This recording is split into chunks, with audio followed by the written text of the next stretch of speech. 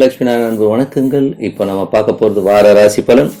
9ஆம் தேதியிலிருந்து 5ஆம் தேதி வரை எப்படி இருக்க போகுது. தனுசு ராசி ராசியிலேயே குரு பகவான் இருந்தார். ஸோ நிறைய விஷயங்களை அவங்க சேஞ்சஸ் பண்ணியிருப்பார். அதுவும் குருக்கு எது இருந்துட்டு கூட படாத பாடு படுத்திருக்கோம். ஸோ இந்த மாதிரி விஷயங்கள், நிறைய பிரச்சனைகள், நிறைய கடன்கள், நிறைய டென்ஷன்ஸ்லாம் இருந்திருப்பீங்க. ஸோ அதெல்லாம் விலகி இப்போ நல்ல விஷயங்கள், நல்ல மாற்றங்கள் கிடைக்குது. அது மட்டும் இல்லாமல் குரு 20ஆம் தேதிக்கு மேல உங்களுக்கு 2ஆம் இடத்துக்கு போறாருங்க. அதுவே ரொம்ப சிறப்பான பலன்கள், நல்ல விஷயங்கள், நல்ல மாற்றங்கள் ஏற்படுவதற்கான வாய்ப்புலாம் ரொம்ப சிறப்பாக இருக்குங்க. ஸோ இந்த வாரம் எப்படி இருக்குன்னு பார்ப்போம். ஸோ இந்த வாரத்தில் பார்த்தீங்கன்னா உங்களது ராசி அதிபதி குரு ராசியிலே இருக்காருங்க.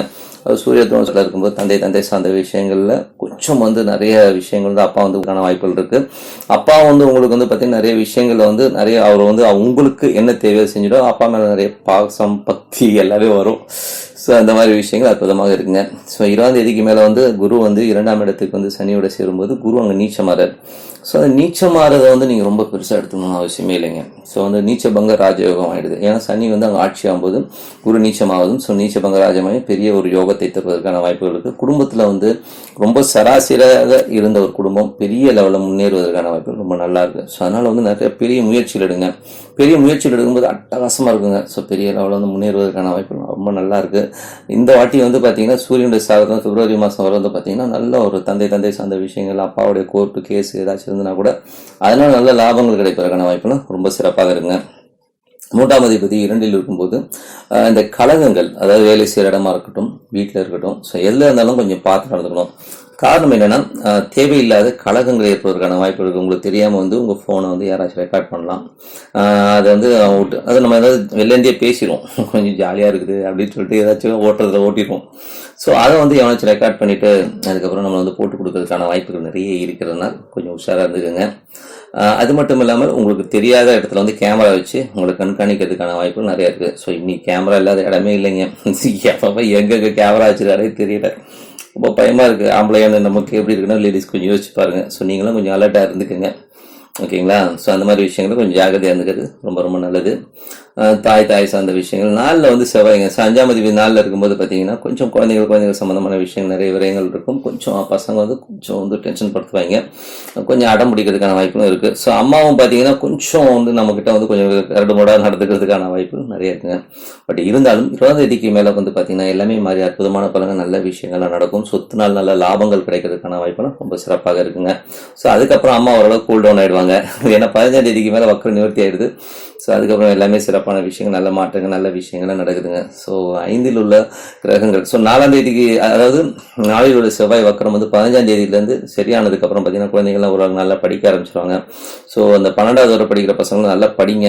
ஸோ எக்ஸாமினேஷன்லாம் தள்ளிலாம் போட மாட்டாங்க, பார்த்துக்குங்க. வேக்சின்லாம் கண்டுபிடிச்சாச்சு, சும்மா கொரோனா வச்சுட்டு மாவாட்டலான்னு நினைக்காதீங்க. ஏன்னு சொல்கிறேன்னா, நினச்சிட்டு இருக்கீங்க இந்த அடி தூக்கி போட்டுருவாங்க பழனிசாமியான்னு, ரொம்ப நல்லவர், நம்ம முதல்வர் அப்படின்ட்டு அடிச்சுக்காதீங்க. ஏன்னா வேக்சின் வந்துருச்சு. ஸோ பிப்ரவரி நம்ம முதல்ல ப்ரெடிக்ட் பண்ணோம். இதுக்கு முன்னாடி எத்தனையோ மாதங்களுக்கு முன்னாடியே நம்ம ப்ரெடிக்ட் பண்ணோம் பிப்ரவரி மாதம் அன்றைக்கி வேக்சின் வந்துடும். ஸோ இப்போ அதிகாரப்பூர்வமாக அறிவிச்சிட்டாங்க. ஒரு 30 கோடி பேருக்கு வேக்சின் கொடுக்க போகிறாங்க இலவசமாக. ஸோ இந்த ஜகா வாங்கிட்டு படிக்காமல் மஞ்சள் குளிச்சல்லாம் நினைக்கிற மாணவர்கள் கண்டிப்பாக படிக்க உட்காந்துருங்க. ஓகேங்களா? ஏன் சொல்லணும், இது கண்டிப்பாக மக்கள் பசங்களுக்கு பேரண்ட் சொல்லுங்க. ஸோ இந்த மாதிரிலாம் ஏமாற்ற முடியாது. இவங்க மே மாதமாச்சு இப்படி எக்ஸாம் வச்சு உங்களை முடிவு பண்ணிடுவாங்கன்னு. ஸோ படிக்க ஆரம்பிங்க. ஓகேங்களா? ஸோ ஏன்னா ஆன்லைன் கிளாஸஸ்லாம் நடந்துட்டு தான் இருக்குது. ஸோ அதனால் படிக்க ஆரம்பிச்சிருங்க. வேலை, ஸோ 6இல் உள்ள அந்த ராகு, ஸோ 6இல் உள்ள ராகு பார்த்தீங்கன்னா பகைவரையிலே தகர்த்திடுவார். எவன் கெட்டவன், எவன் மொல்ல மாதிரி எல்லாத்தையும் காமிச்சு கொடுத்துருவாருங்க. ஸோ அது ஒரு நல்ல விஷயம். அது மட்டும் இல்லாமல் காதல் சார்ந்த விஷயங்களில் ஏதாவது ஏட உடம்ப மாட்டிக்கிட்டு இருக்கிறதுக்கான வாய்ப்புகள்லாம் இருக்குது. ஸோ அதனால் கொஞ்சம் உஷாராக இருக்கிறது ரொம்ப ரொம்ப நல்லது. ஏன்னா அது ஒரு 3 மாதம் யாராச்சும் காதல் வலையில் விழுவதற்கான வாய்ப்புகள்லாம் இருக்குது. ஸோ அந்த மாதிரி விஷயங்கள் ஈடுபடுறவங்கலாம் கொஞ்சம் உஷாராக இருந்துங்க. அதனால் ஒரு டென்ஷன் வருங்க, எதுக்கு தேவையில்லாமல். ஓகேங்களா? இதெல்லாம் இது ஒரு என்ன சொல்ற, இன்ஃபேக்சுரேஷன் சொல்லுவோம். ஒரு ஈர்ப்பு தான், ஒரு ஈர்ப்பு விசை தான். ஸோ இதெல்லாம் பெருசாக எடுத்துக்கிட்டு லைஃப்பை தொலைச்சிடாதீங்க. ஸோ லைஃப் ரொம்ப முக்கியம். ஓகேங்களா? அதுக்காக சொல்கிறேன். ஸோ வேலை விஷயங்களில் வந்து நல்ல விஷயங்கள் இருந்தாலும் கொஞ்சம் வேலை பளுகள் ஜாஸ்தி இருக்கும். கொஞ்சம் வந்து என்னடா அது ரொம்ப படுத்துறாங்களேங்கிற மாதிரி விஷயங்கள் நிறைய இருக்கும். ஸோ வேலையில் கொஞ்சம் ப்ரெஷர்ஸ் இருக்கும்.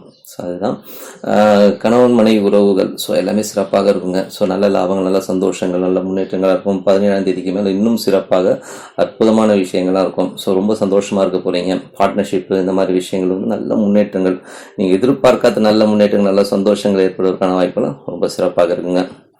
8. ஸோ 8ல் வந்து பார்த்தீங்கன்னா சனியுடைய பார்வை. ஸோ சனியுடைய பார்வை வந்து ஆட்சி பார்வை வந்து 2ல் இருக்கிறது போது வாயில் கட்டுறதுன்னு வாங்கல. ஸோ அந்த மாதிரி விஷயங்கள்லாம் நடக்கும். நீங்கள் பாட்டு வாயில் ஏதாச்சும் சுட்டு போயிருவீங்க. உங்கள் அப்பா இதை பற்றி, உங்கள் அப்பா எப்படி, உங்கள் தாத்தா எப்படி, ஏதாவது பழைய கதையை வச்சு ஏதாச்சும் இட்டு கட்டி ஜாலிக்கு பேசிட்டு போயிடுவீங்க. அது பெரிய விவகாரமாக வெடிக்கிறதுக்கான வாய்ப்பு இருக்கனால ஸோ வாயை கொஞ்சம் மூடவும். எதுக்கு சொல்றதா இதெல்லாம் நடக்கும். ஏன்னா சனிங்கிறது வந்து பழனிட்டு இருக்கிற கிரகம். சந்திரனோட சேரும்போது என்ன ஆகும்னா இவங்கெல்லாம் வந்து வட்டமேசை மாநாடெல்லாம் வந்து கூடுவாங்க. ஸோ இந்த தீபாவளி பலகாரம் சுடும்போது ஏதாச்சும் பேசி தொலையாதீங்க. பேசி தொலைச்சிட்டிங்கன்னா ஒரு பெரிய வம்பு வர்றதுக்கான வாய்ப்புலாம் நிறைய இருக்கு. ஸோ கொஞ்சம் உஷாராக இருக்குங்க. ஓகேங்களா? மற்றபடி வந்து தந்தை சார்ந்த விஷயங்கள், டேடியோடைய விஷயங்கள்லாம் பார்த்தீங்கன்னா டேடி வந்து 15ஆம் தேதி வரை கொஞ்சம் ஏடாவிடமாக பேசுறதுக்கான வாய்ப்பு இருக்குது. கொஞ்சம் கேவலமாகவும் மட்டமாகவும் நடந்துப்பார். ஸோ கொஞ்சம் விட்டு கொடுத்து போங்க. பட் ஆனால் அவரால் நல்ல லாபங்கள் கிடைக்கிறதான வாய்ப்புகளும் நல்லாவே இருக்குங்க.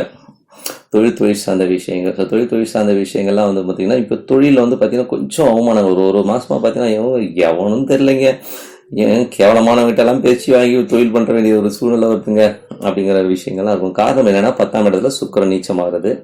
அவர் வந்து உங்களுக்கு 11ஆம் தேதி வந்து ஒரு லாபத்துக்காக கண்ட பயிர்கிட்டலாம் இந்த மாதிரி அவமானப்பட வேண்டியிருக்குங்கிற மாதிரி விஷயங்கள்லாம் இருக்கும்.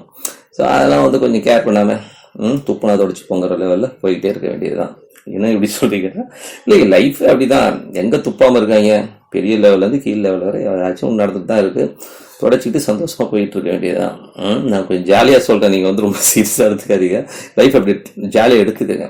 ஓகேங்களா? ஸோ அதுக்கப்புறம் எல்லாமே சிறப்பாக இருக்கும். 17ஆம் தேதிக்கு அப்புறம் ரொம்ப ஜாலியாக இருப்பீங்க. ரொம்ப சந்தோஷம், குதூகலம், ஆனந்தம் எல்லாமே பட்டைய கலப்பும் போங்க. என்ன 12ல் உள்ள அதுவும் இந்த சுக்கரன் புதன்லாம் இருந்து வைங்களேன், உல்லாசத்துக்கு பஞ்சமே இருக்காது. அட்டகாசம் பண்ணுவீங்க.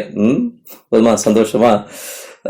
மற்றபடி வந்து 12ல் உள்ள கேது. ஸோ 12ல் உள்ள கேது வந்து என்ன பண்ணும், கேது வந்து புதனுடைய சாரத்தில் போதுங்க. ஸோ புதன் வந்து பார்த்தீங்கன்னா உங்களுக்கு வந்து 7 மற்றும் 10 கதிவு. ஸோ தொழிலில் வந்து கொஞ்சம் அலர்ட்டாக இருந்துக்கணும்.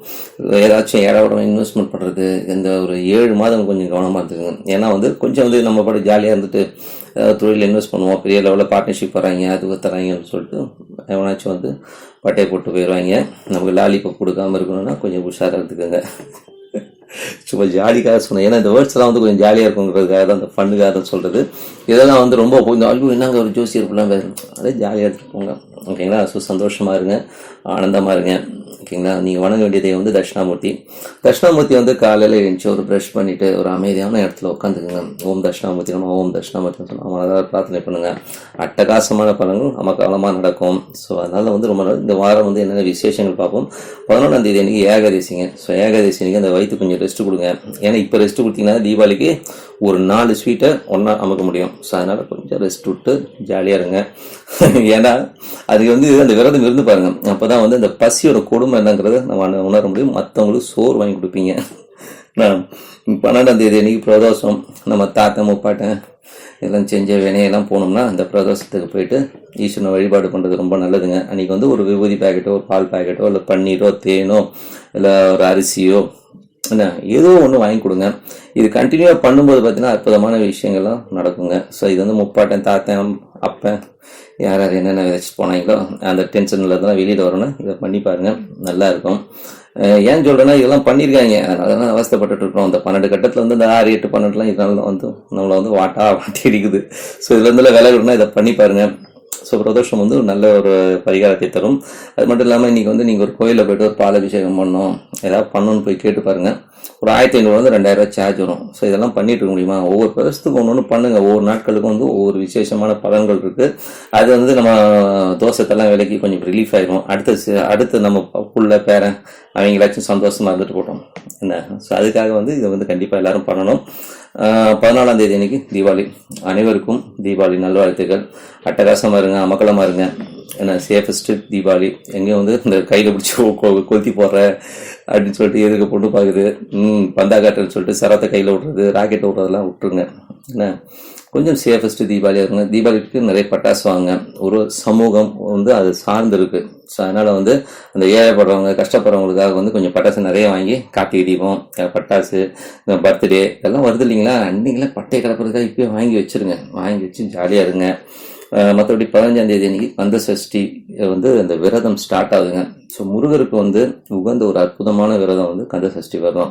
அன்றைக்கி நம்மளை ரொம்ப குடைச்சல் கொடுத்துருக்காங்க, ரொம்ப டென்ஷன் படுத்துகிறாங்க அப்படின்றவங்கலாம் வந்து இந்த விரதத்தை வந்து அனுஷ்டிங்கன்னா சூப்பராக இருக்கும்.